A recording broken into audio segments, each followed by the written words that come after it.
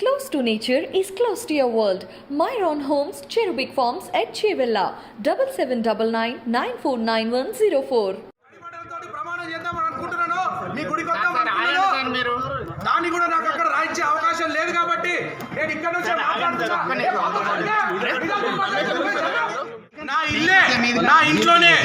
నా ఇంట్లోనే దైవం ఉందని నేను భావిస్తూ ఇక్కడ ఫస్ట్ నేను ముందుగా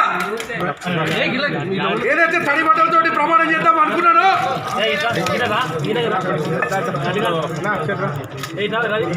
అమ్మా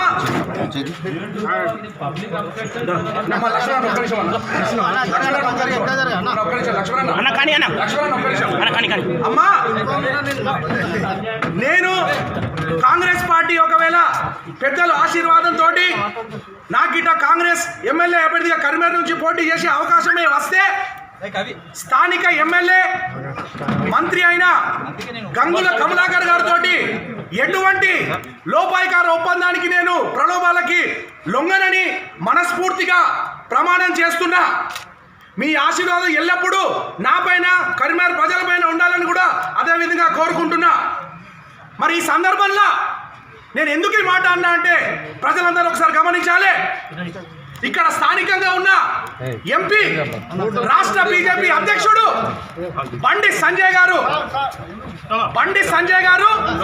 స్థానిక మంత్రి అయిన గంగుల కమలాకర్ గారి చీకటి ఒప్పందం ఉందని చెప్పేసి నేను ఇలా స్పష్టమైన ఆరోపణలు చేయబోతున్నా.